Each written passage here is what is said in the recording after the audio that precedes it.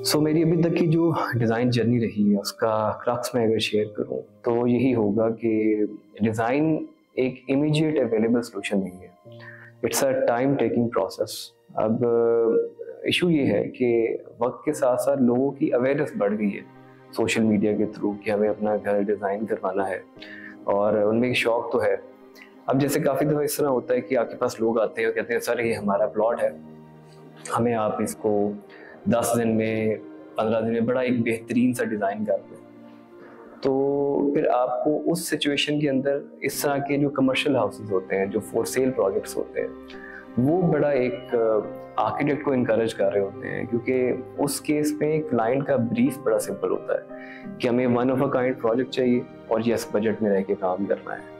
तो उस सिचुएशन में कोई भी आर्किटेक्ट है उसके पास एक फ्रीडम होता है और उसके पास एक्सपेरिमेंट करने का एक मौका होता है कि मैं उसको डिफरेंट तरीके से विदाउट द अप्रूवल काम कर सकता हूँ। अगर इस प्लॉट की बात करें तो इसमें दो चीज़ें बड़ी इंटरेस्टिंग थी। एक तो ये कि कंप्लीट डी शेप प्लॉट था। इसमें one thing was very clear कि हमें एक साइड को लेके चलना है और जितनी भी कटिंग होगी वो हमारी गली के अंदर निकल जाएगी। सेकेंडली, इस घर का जो फ्रंट है that is around 90 to 92 feet. अब इतने बड़े फ्रंट के साथ जब बजट में रह के काम करना हो तो एक चीज़ क्लियर हो जाती है कि कहीं ना कहीं वॉल्यूम्स में काम करना पड़ेगा। हम मटीरियल सिलेक्शन की बात करें तो इस घर के बाहर पोचाग्राफी यूज़ हुई है जो कि बहुत ही कॉस्ट इफेक्टिव मटीरियल है। उसके साथ ही क्योंकि ये ईस्ट फेसिंग साइड थी, इसमें ग्लास का यूज़ कम है और वॉल्यूम्स के अंदर काम किया हुआ है। अब घर में जब हम एंटर होते हैं तो लॉबी आपको एक बड़ी हाइब्रिड सी फील देगी। मोस्टली हम क्या चीज़ देख रहे होते हैं कि घर में जब आप एंटर हो रहे हैं तो आपको एक फानूस वाली फील आ रही होती है कि यार हम एंटर हुए, सामने एक हैंगिंग लगी हुई है। अब इसमें जब आप एंटर होंगे तो आपको एक ब्रिज मिलेगा और प्लास्टर ऑफ पेरिस के साथ हमने प्रोफाइल लाइट का यूज़ किया हुआ है और उसके साथ ही डबल हाइट लॉबी है। अब क्योंकि एरिया कंजस्टेड था तो one thing was very clear कि कोई शार्प एज नहीं चाहिए, इसीलिए जो स्टेयर का बॉटम है उसमें हमें एक राउंड एलिमेंट नज़र आ रहा है। उसके बाद जो हमारी रेलिंग आ रही है उसके नीचे भी हमें एक वेव मिलेगी। डबल हाइट पोर्शन के अंदर जो सीलिंग है वो उसमें भी एक आप कह लें कर्व नज़र आएगी। वॉल पैनलिंग में भी एक राउंड एलिमेंट है। तो इसी तरह जब हम यहाँ से लॉबी से डाइनिंग की तरफ मूव करेंगे वही राउंड एलिमेंट आपको वहाँ पर भी नज़र आएगा। ड्राइंग एरिया है, डाइनिंग एरिया है, उसके मिड में भी जो पार्टीशन वॉल है उसमें भी फ्लूटेड पैनल जो यूज़ हुए हुए हैं वो भी आपको राउंड शेप में मिल रहे हैं। और इसकी जो सीलिंग लाइट है ड्राइंग रूम के अंदर वो जब डिज़ाइन में थी तो एक बड़ा एक सिंपल सा फैक्टर था कि यहाँ पे हमें एक ब्रास इलेक्ट्रोप्लेटेड एक गोल्ड कलर की गोल्डन में लाइट चाहिए। लेकिन जब मार्केट में गए और मार्केट अवेलेबिलिटी देखी तो मार्केट में कोई इस तरह की लाइट अवेलेबल नहीं थी। फिर हमने डिसाइड ये किया कि वाई नॉट कि हम कोई ब्रास की लाइट बनवा लें। तो वेंडर से बात हुई इसके ऊपर कि हमें कोई ब्रास को हम बेंड करते हैं, उसके बाद एसएमडी इसके अंदर इंट्रोड्यूस करवा के पेंट किया जाए उसको ब्लैक। तो उस तरह ये एक सीलिंग की लाइट बनी हुई है। अब यहाँ से हम जब टीवी लाउंज में एंटर होते हैं तो उसकी जो सीलिंग है इनिशियली उसका एक रिपल का प्लान था कि रिपल जनरेट होगा सेंटर से और उसके बाद उस चीज़ को हमने ट्रिपल शीट से रिप्लेस किया है जो कि गोल्डन कलर में है और वो समहाउ आपकी मीडिया वॉल को कॉम्प्लीमेंट कर रही है। मीडिया वॉल के निश के अंदर जो हमने गोल्डन शीट यूज़ की हुई है तो कहीं ना कहीं आपस के अंदर एक कोलैबोरेशन इसका हो रहा है। इसके अलावा हिडन डोर का एक कॉन्सेप्ट है जो इस घर में हमने इंट्रोड्यूस किया हुआ है। मोस्टली हमें हाई एंड प्रोजेक्ट्स के अंदर और आप कह लें कि जो हाई एंड कंपनीज हैं वो मोस्टली ये काम कर रही होती है। तो ये एक कारपेंटर ने, एक लोकल टीम ने इसको बनाया है जिन्होंने हर बड़ा इसके ऊपर टाइम लगाया, मेहनत हुई है सिर्फ इस एक वॉल के ऊपर कि हमें वो वाला एक आप कह लें कि लोकल काम की वजह से कोई एक रफ सी फील ना आए।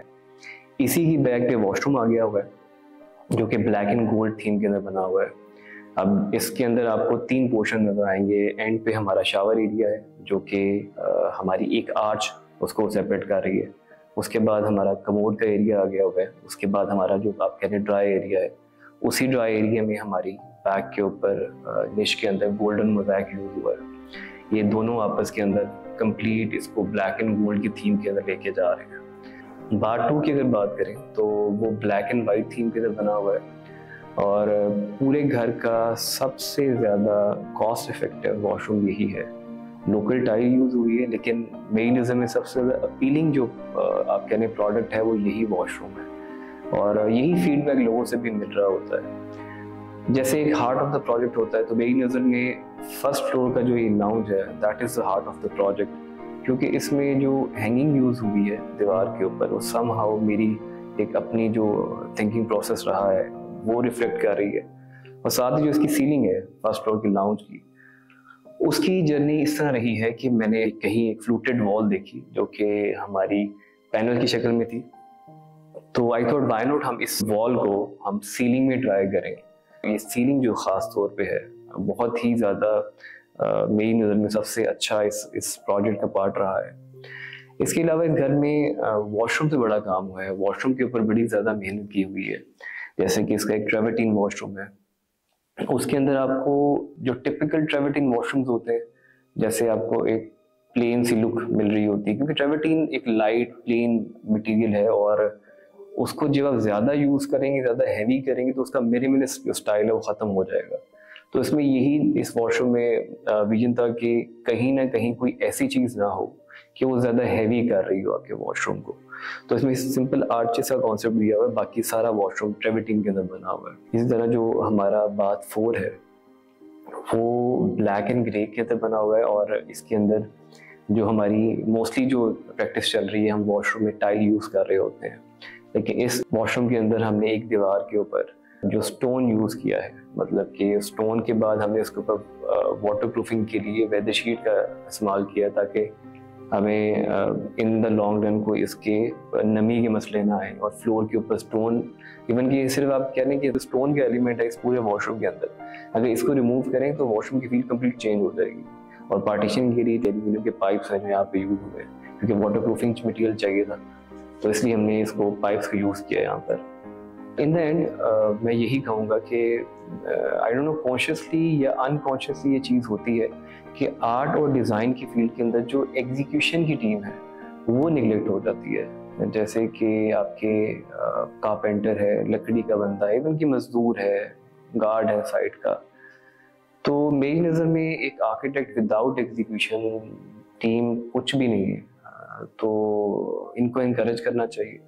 तो in the end thanks to every human being जो कि इस प्रोजेक्ट में हमारे साथ रहा है, और उनके बगैर ये पॉसिबल नहीं था, क्योंकि हम तो प्रेजेंट कर रहे होते हैं प्रोजेक्ट को, लेकिन असल चीज़ जो है वो टीम ही है एग्जीक्यूशन की जो कि इस प्रोजेक्ट को बनाती है।